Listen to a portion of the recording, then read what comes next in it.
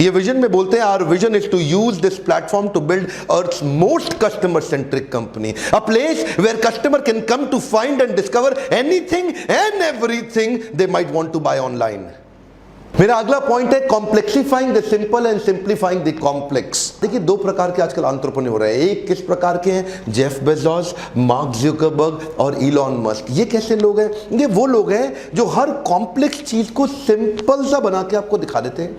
Steve jobs से मिलो, complex बात को बड़ा सिंपल सा मैसेज कर देते हैं। लोग सोचते हैं यार इसमें क्या खास बातें हैं, इसमें क्या ऐसा क्या बोल दिया इसने, ये तो बड़ा सिंपल सा प्रोडक्ट बनाने की कोशिश कर रहा है। लेकिन वहीं पे आप आजकल के नए टेक जायंट्स और नए टेक गुरुज को देखो, वो टेक्नोलॉजी कंपनी चालू करते हैं, वो क्या करेंगे? कुछ बड़ा आउट ऑफ द बॉक्स दिखाने के चक्कर में वो बहुत जम्बल्ड हो जाते हैं, एक क्लैरिटी की कमी दिखती है और फोर्सफुल क्लैरिटी की कमी दिखती है। अगला पॉइंट है every employee has a hidden owner with in. जब पहली बार इन्होंने सारे एम्प्लॉयज को चिट्ठी लिखी तब केवल 614 एम्प्लॉयज हुआ करते थे। आज अमेजॉन में 5 लाख से ज्यादा एम्प्लॉय हैं पूरी पृथ्वी पे। और ये क्या कहते हैं, हर एम्प्लॉय के अंदर से एक ओनर क्रिएट कर दो तभी कंपनी की स्पीड बढ़ेगी, वरना कंपनी स्लो रह जाएगी। नौकर नहीं चाहिए, नौकरी तो नौकर लोग करते हैं, इनको ओनर्स चाहिए कंपनी में। Next point, take quick decisions with 70% information. Bezos क्या कहते हैं? जेफ बेजोस कहते हैं कि 90%, 95%, 100% एक्यूरेट इंफॉर्मेशन का वेट मत करो। 70% इंफॉर्मेशन मिला, कुछ चालू करो, छोटे छोटे टेस्ट करके देखो, मार्केट के सिग्नल्स को देखो,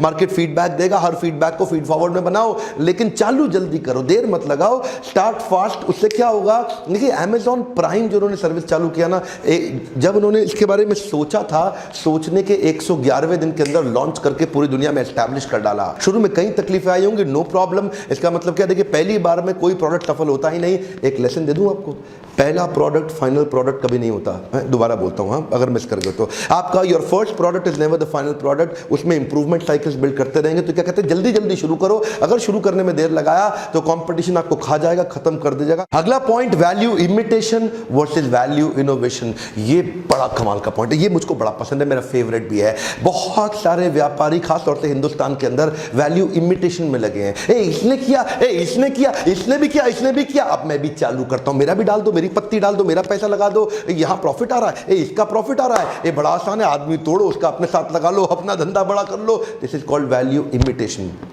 लेकिन जेफ बेजोस फोकस करते हैं वैल्यू इनोवेशन में। इनोवेशन क्या है?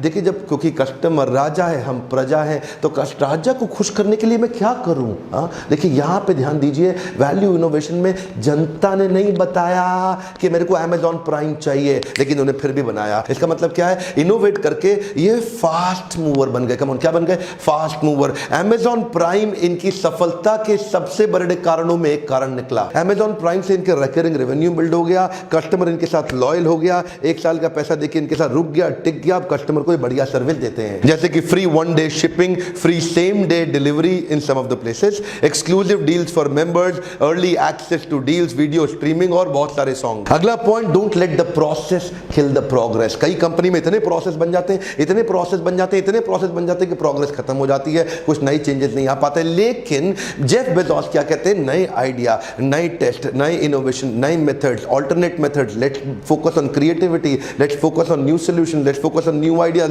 कुछ ना कुछ newness build करने के लिए around the customer's critical success factor, customer को क्या पसंद आए उसके अराउंड ये encourage कर रहे हैं। So that encouragement, इससे क्या हुआ? इनकी ब्यूरोक्रेसी खत्म हुई और प्रोसेस तो साथ साथ चलता रहेगा पर प्रोग्रेस बहुत तेज चला। अगला पॉइंट है 80% प्रोडक्ट एंड 20% प्रमोशन। क्या मतलब हुआ? ये क्या कहते हैं? प्रमोशन पे ज्यादा फोकस मत करो, किस पे फोकस करो? Building a great product. अगर प्रोडक्ट का एक्सपीरियंस अच्छा रहा, कस्टमर वापस आएगा, 4 को और लेकर आएगा। लेकिन अगर प्रमोशन करते रह गए, कस्टमर उस प्रमोशन के कारण एक बार तो आ जाएगा, अगर एक्सपीरियंस अच्छा नहीं हुआ, ना वापस आएगा, ना किसी और को आने देगा। अच्छा प्रमोशन और खराब प्रोडक्ट, ये दोनों का कॉम्बिनेशन लंबा टिक ही नहीं सकता।